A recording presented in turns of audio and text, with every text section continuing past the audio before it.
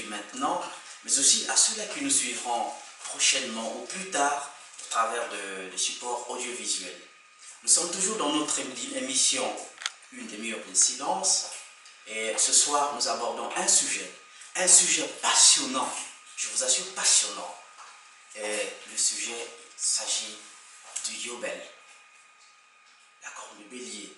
Et pour aborder ce sujet ce soir, nous avons un invité, le docteur King Fortuné Chidimba de White Eagle Tabernacle. Bienvenue. Docteur, bonsoir. Bonsoir. Merci de revenir sur ce plateau. Nous avons tout dernièrement discuté au premier numéro sur les buts, où nous avons examiné de long à large les buts que vise votre cellule d'études, dénommée les paroles de la prophétie. Et au cours de ce débat, si vous voulez, nous avons vu également parler de la vision néhémique que vous avez développée. Nous avons vu la semence de la 8e année. Nous avons parlé de long à large des 50 ans qui marquent normalement le jubilé après la disparition ou le départ, l'entrée, pour répéter vos termes, l'entrée à la maison, le saint prophète William Marion Branham. Oui. Ce soir, nous avons un autre sujet plus passionnant que vous avez développé dans vos études, parce que vous n'êtes non seulement prédicateur, mais vous écrivez également. Oui. Et quand nous voyons ce que vous écrivez, nous découvrons beaucoup de termes. Et ce soir, nous voulons décortiquer un nouveau terme qui n'est autre que le Yobel. Vous parlez souvent du Yobel. Et je cite dans ce que vous publiez que l'année 2013 aurait constitué un étendard déclencheur des prophéties en rapport avec les étoiles des régions australes ou la chambre du Midi. Et toujours selon ce que vous dites, que cette chambre est comme une sorte d'éclat du Ségan Sophar. Certainement que vous aurez l'occasion de nous dire tout cela dans les détails. Alors vous développez tout cela et vous concluez par la corne du bélier qui n'est autre que le Yobel. Une question, pasteur ou docteur, quelles sont les causes qui ont fait que ce grand bruit se dissipe si facilement? Parce qu'il a commencé et puis il s'est dissipé, on parle tantôt du Yobel, on parle de la corde de bélier, on veut savoir un peu de quoi s'agit-il. En fait, j'ai été averti. Merci pour la parole. J'ai été averti tôt de la venue d'un nouvel ère. Et c'est dans ce but que j'avais organisé une conférence à Brazzaville et aussi à Pointe-Noire, essayant de rassembler les ministres de l'Évangile, et nous avions traité un point capital sur la trompette du Midi. Et ces conférences ont constitué comme un épicentre d'une vague de rassemblements religieux, finalement autour des slogans comme le jubilé du 7e sceau, le jubilé de l'épouse, etc., etc. Mais ce qui est déplorable, c'est que ce grand bruit n'a pas mis du temps. Ça finit par s'effriter comme la paille que le vent dissipe. Oui, mais pourquoi? Et la première raison, c'est que pour certaines personnes, c'était juste de l'enthousiasme, comme ça a toujours été. Quand quelqu'un a saisi une petite information, il court avec cette information pour se faire peut-être du succès. Mais après que ce petit réveil ou cet éveil prend fin et on retombe dans la routine. Donc certains pensaient que c'était juste l'enthousiasme, un moyen de se faire un nom. Mais ce qui était important, ce n'était pas simplement de parler du jubilé, mais de l'après-jubilé ou les conséquences, les effets du jubilé. Parce que lorsqu'il y a un jubilé, il y a deux choses qui s'accomplissent. Premièrement, il y a la montée vers la délivrance, parce que Frère Branham a dit, le jubilé, c'est une montée vers la délivrance, c'est-à-dire un réveil. Deuxièmement, il y a soit le scellement de l'entendement ou le refroidissement. Frère Branham appelle la marque de la bête. Les gens sont scellés parce qu'ils ne veulent pas sortir Et je crois que dans la majeure des cas, c'est ce qui arrive. Et deuxièmement, on aurait dû comprendre profondément et continuer à étudier que ce jubilé n'était effectivement que l'éclat quand j'ai parlé du shofar, parce qu'en hébreu, la trompette, en hébreu, est appelée le shofar. Donc, c'est le second, ou l'éclat de la seconde trompette du Mashiach qui annonce le départ des tribus du Midi, que j'ai rapproché ou que j'ai connecté avec les étoiles des régions australes. Donc, lorsque je parle de la seconde trompette, dans Nombre 10, le verset 2, c'est Dieu qui dit à Moïse, fais-toi 2 trompettes d'argent. Et ces trompettes-là servaient pour convoquer et pour annoncer le départ. Et lorsqu'elles sonnaient, les trompettes, ou le shofar, la trompette sonnait avec plus d'éclat, c'était pour le départ de ceux de l'ouest, de l'est plutôt. Et pour la seconde fois, ces trompettes-là, lorsque ça sonnait, c'est pour le départ des tribus du Midi. Et dans l'ordre de campement, lorsque nous voyons de l'ordre de campement, les tribus du Midi, c'est Ruben, c'est-à-dire l'esprit de l'homme ou l'esprit de sagesse. Donc par le second souffle du Messie dans cette trompette, c'est ce qui fait que les tribus du Midi, ou du Sud bien sûr, montent dans la délivrance. Alors docteur, je vais vous interrompre un petit peu, ça semble énigmatique, mais juste rappeler aux téléspectateurs que il y a beaucoup de termes, c'est vrai, qui sont développés, qui ne sont pas toujours à la portée de tout le monde, mais il y a un numéro qui s'affiche sur votre petit écran. Alors, si vous avez une question, c'est toujours important de la poser. Vous pouvez formuler le numéro et appeler par ce numéro. Vous aurez certainement plus de détails, oui, directement ou indirectement. Donc, c'est ce qu'il faut faire. Si vous n'avez pas compris, c'est toujours mieux d'appeler. Docteur. Oui, donc je continuais que les tribus du Midi qui montent par l'éclat de la seconde trompette, c'est ce qui met fin ou qui met à chaise la lumière de l'Ouest ou le réveil de l'Ouest. Et à partir de ce moment, la vraie lumière se retire définitivement des USA au profit des peuples du Sud, c'est-à-dire les pays de Cam. Et là, nous voyons directement dans Ésaïe, le chapitre 19, le verset 1er, il est écrit oracle sur l'Égypte, je lis la Bible ici. Voici l'Éternel est monté sur une nuée rapide, il vient en Égypte. Donc à partir de cet instant, les prophéties en rapport avec les étoiles des régions australes entrent en action. Alors ici, il s'agit de l'Égypte prophétique, qui est bien sûr l'Afrique. Et dans cette Afrique, il y a une délivrance. Donc lorsque je mets en liaison ou en connexion l'année de grâce ou le jubilé, le réveil de la corne du bélier, c'est parce qu'il y aura et il va y avoir une délivrance du peuple opprimé d'Afrique. Et je crois que je continue toujours au verset 19 d'Ésaïe, pardon, le chapitre 19 au verset 20 jusqu'au verset 21. Écoutez ce que la Bible dit ici. Il est dit que ce sera pour l'Éternel des armées un signe et un témoignage dans le pays d'Égypte. Ils crieront à l'Éternel à cause des oppresseurs et il leur enverra un sauveur et un défenseur pour les délivrer. Et l'Éternel sera connu des Égyptiens et les Égyptiens connaîtront l'Éternel en ce jour-là. Ils feront des sacrifices et des offrandes. Ils feront des vœux à l'Éternel et les accompliront. Donc la venue, l'envoi d'un sauveur et un défenseur pour les délivrer. Or, l'année du jubilé, c'était une année de délivrance. Et cette fois-ci, il ne s'agit plus d'Israël ici, mais il s'agit ici de l'Égypte. Et cette Égypte, dans la Bible, dans les psaumes, est appelée le pays de Cam.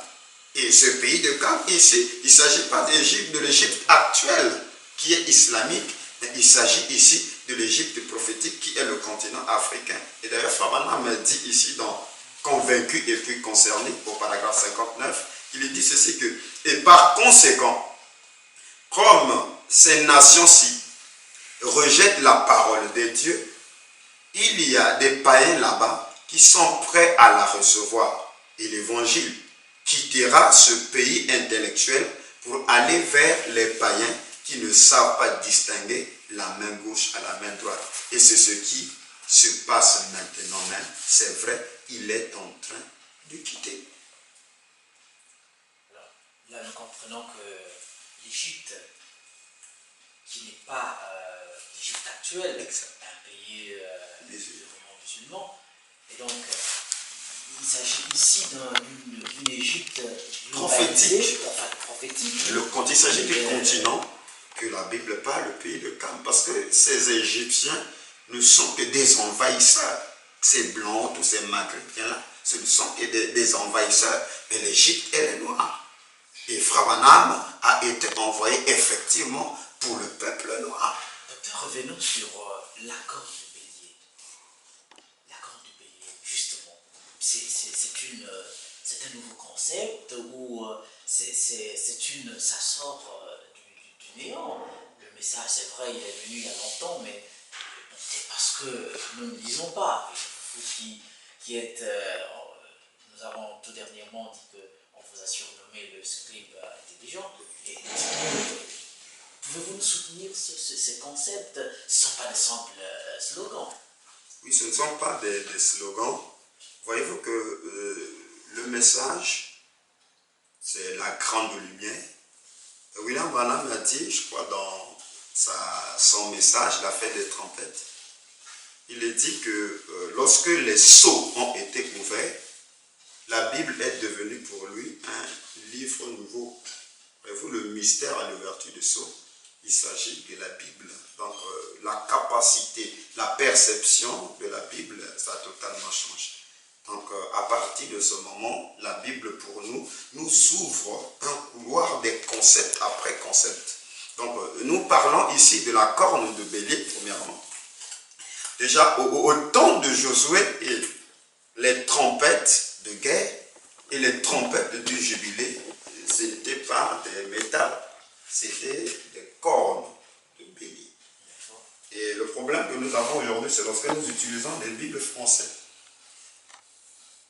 Mais il y a des traductions. Oui, mais je voulais qu'on utilise.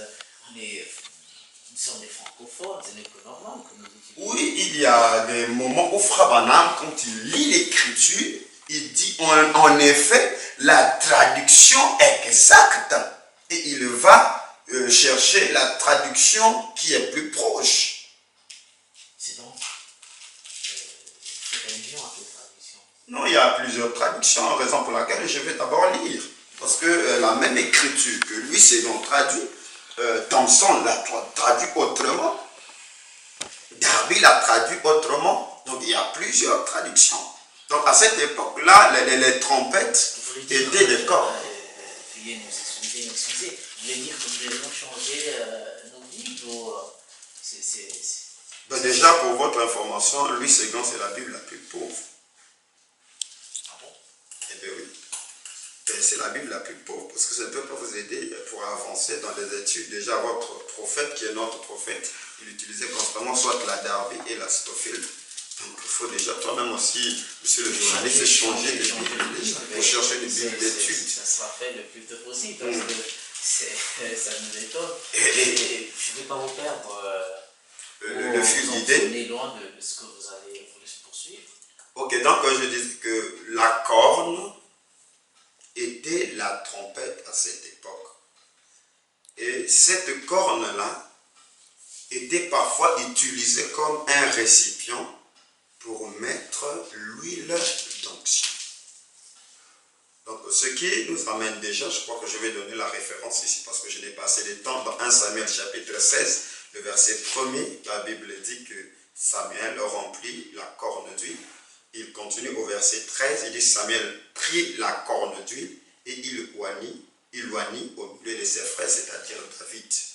Et la même expression se retrouve ici dans 1 Roi, chapitre 1er, le verset 39. Il est dit, le sacrificateur Sadoc prit la corne de l'huile dans la tente et il oignit Salomon.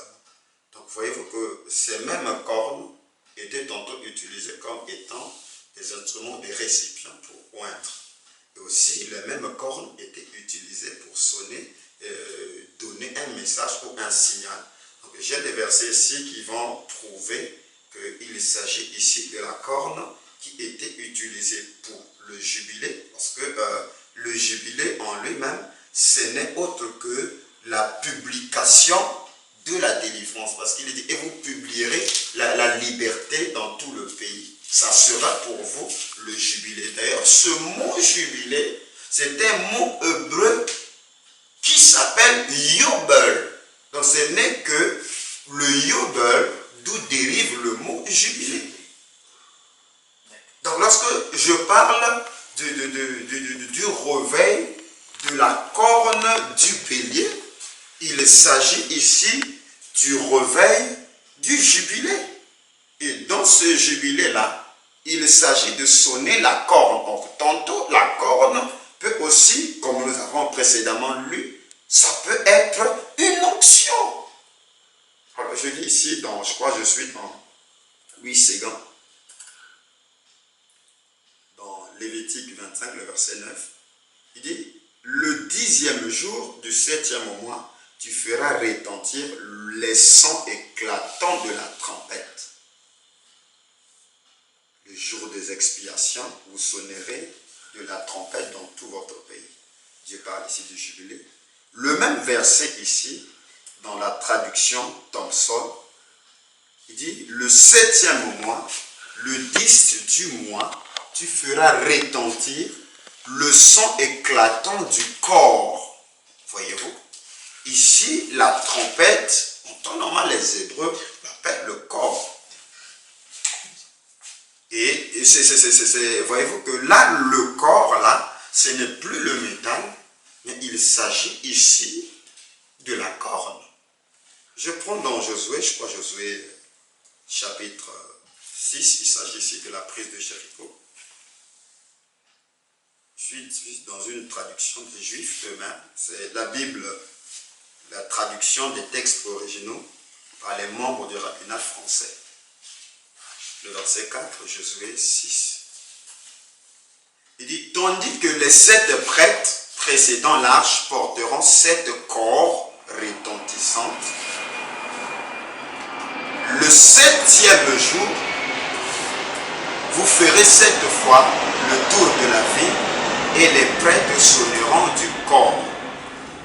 Lorsque la corne, voyez, retentira et mettra un son prolongé, tout le peuple, en entendant le son du corps, poussera un grand cri de guerre. Le même verset, je vais le lire ici dans la traduction toujours Thompson, verset 4.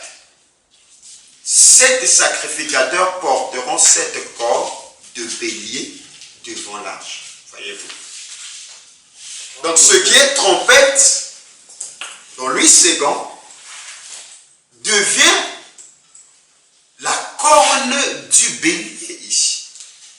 Juste rappeler, docteur, aux téléspectateurs, que nous sommes en train de parler de la corne du bélier dans l'émission Une demi-heure de silence. Et notre invité, c'est le docteur King Fortuné Djidimba de White Eagle Tabernacle de Pointe-Noire. Oui, donc le jubilé était la 50e année survenant 7 sabbats après. Parce qu'à chaque 7 années, il y avait, à la 7e année, il y avait un repos sabbatique. Et cette facette donnait 49. Et le lendemain, ou le lendemain du sabbat, disons, l'année qui s'en suivait, la 49e année, était l'année, la 50e année. Et lors de cette 50e année, l'on proclamait au son de la trompette l'affranchissement de tous les Israélites asservis à des compatriotes et le recouvrement de sa propriété familiale de quiconque pressé par l'indigent avait dû la vendre. Donc la trompette en hébreu qui était utilisée était la corne, l'expression hébreu, le keren du bélier, appelé plus tard par abréviation le yobel. Donc quand nous parlons du yobel, Frère Branham nous dit que le jubilé, c'est une montée. Donc nous avons fait des études pour montrer que depuis l'ouverture des sceaux jusqu'en 2013, comme nous avons dit que 2013 est l'épicentre, il y a 50 ans précisément. Et dans ces 50 ans-là, en 2013 déjà, pour votre information, en 2012, les calendriers se sont arrêtés. Et en 2012, ils sont arrêtés. Oui, nous en parlerons, puisqu'il y a l'alignement des étoiles dont Frère Branham a parlé. Et le monde n'a pas aperçu, même le monde religieux, il ne s'en est pas aperçu de cette prophétie. Parce qu'après cela, tout est remis à zéro. Donc de 1963 à 2013, il y a bien un jubilé. Et ce jubilé-ci n'est plus au profit des États-Unis. Parce que Frère Branham a dit que l'évangile est en train de quitter les États-Unis. Et c'est ce qui est en train de se faire maintenant. Et si l'évangile quitte les États-Unis, c'est que c'est pour au profit, ça va au profit d'un peuple donné. Et je crois que selon Frère Branham lui-même, c'est pour le peuple africain pour lequel bien sûr il a été envoyé. Et pour que ce peuple-là rentre dans cette délivrance, il y a un sang qui doit sonner. Et ce sang-là, c'est cette trompette-là du jubilé. Cette trompette de la délivrance qui est voilée dans Ésaïe 19, 20. Docteur, jusque-là, nous, en vous entendant parler, le constat que je fais personnellement, c'est que toutes ces expressions, vous parlez du Yobel, vous parlez du jubilé, vous faites, c'est vrai, le tour de toutes ces expressions pour nous dire ce qu'il est, ce que cela veut dire, pardonnez-moi, mais ça semble toujours hermétique, ça semble c'est comme si c'était un langage des initiés, mais nous voulons exactement que vous puissiez descendre un peu à notre niveau, nous dire exactement, ou de long à large, si vous voulez, ce que vous entendez, vous, par cette année, l'année du jubilé, que vous voulez vous parler jusque-là. Oui, effectivement, c'est un enseignement très vaste auquel on ne peut pas développer en 30 minutes. Je crois que j'ai travaillé là-dessus, j'ai conçu des documents. Et s'il y a des gens qui veulent aller dans les détails, ils n'ont qu'à consulter, je crois, les documents. Mais pour résumer, c'est que la 50e année, dite l'année jubilaire, inclut en elle 3 solennités sabbatiques, c'est-à-dire 3 sabbats. Premièrement, il y a le repos ou le sabbat du 7e jour, ce qui est mentionné dans Exode 20, le verset 8 à 11, qui est le 4e commandement. Deuxièmement, il y a l'année sabbatique, Lévitique 25, le verset 2 à 7. Et ensuite, il y a l'année jubilaire, Lévitique 25, le verset 8 à 24. Pour appuyer cela par le prophète, je lis dans le message Le Retour et le Jubilé, le paragraphe 28, prêché le 22/11/1962. Il dit que tous les 7 jours, il y avait un sabbat. Tous les 7 ans, il y avait un sabbat. Et 7 sabbats faisaient 49 ans. La 50e année était l'année du jubilé. Donc, cette citation de William Branham fait allusion à ce cycle sabbatique dont je suis en train de parler. Donc, dans cette 50e année, on a tous ces sabbats inclus. Vous avez, il y a quelques instants, renvoyé ceux qui nous suivent à vos écrits, à vos ouvrages. Vous nous citez, donnez la référence nette, c'est-à-dire que le titre de l'ouvrage, certainement que quelqu'un en trouvera. J'en ai parlé dans le premier volume des Étoiles des régions australes que j'ai intitulé « Faites place à des nouvelles récoltes ». Alors, chers téléspectateurs, vous qui nous suivez, la référence est donnée. Et si toujours, si jusque-là la référence ne vous satisfait pas, vous avez un numéro sur votre petit écran, vous pouvez appeler et vous aurez tout ce qu'il vous faut pour la compréhension nette de ce que le docteur King est en train de développer. Mais nous n'avons pas terminé Oui, jusque-là. c'est encore terminé parce que c'est très vaste. Et donc, j'ai dit que le premier sabbat, c'est le sabbat du 7e jour. Et ce sabbat, Dieu l'a institué lui-même lors de la création. Il a créé en 6 jours et le 7e jour, il s'est reposé, il a sanctifié le 7e jour. Et quand Israël sort du désert, il leur ordonne de ramasser la manne pendant 6 jours. Et le 7e jour, il n'y avait pas de la manne parce que le 6e jour, il leur donnait une portion doublée. Et par Moïse, il leur dit que personne ne sortira de l'endroit où il se trouve parce que ceci est le sabbat, le repos que Dieu a institué. Et Dieu vient encore renouveler ce sabbat-là dans le 4e commandement de la loi de Moïse, dans Exode 20. Et donc ça, c'est le premier jour ou le premier solennité sabbatique. Ensuite, le deuxième, dans Lévitique 25, le verset 1 à 7, il est dit que pendant 6 années, tu ensemenceras la terre, mais la 7e année, ça sera un repos en l'honneur de l'Éternel. Et donc, c'est aussi un sabbat. Et dans ce sabbat-là, ce repos-là, il y a aussi des lois que Dieu avait instituées. Non pas seulement la terre devait se reposer, mais ce sabbat d'année aussi était entièrement lié avec Exode 23, le verset 10, où il est dit que pendant 6 jours, tu ensemenceras la terre et tu en recueilleras le fruit, mais la 7e, tu lui donneras du relâche et tu laisseras la terre en repos. Donc, voilà, une jachère. Mais quand il parle ici du relâche, il n'y a pas seulement la terre qui était mise en relâche, il y a aussi des hommes, parce que la 7e année, Frère Branham m'a dit aussi que c'était une année du jubilé. Je crois que ça pourrait étonner certains. Bien sûr, bien sûr. Ça un peu étonné, plus d'une personne, parce que nous savons tous que l'année 50 ans égale jubilé. Et lorsque vous nous parlez de la 7e année, vous semblez mélanger les pédales et ça ne peut qu'étonner, c'est pas une erreur. Non? Oui, c'est pas une erreur. Je crois que je relis Branham ici dans les 10 vierges. Il prêchait le 11, 12e mois 1960, le paragraphe 303. Il dit que la 7e année était appelée l'année du jubilé. Voyez-vous, c'est vraiment qui crée ça. C'était une année de repos pour tout.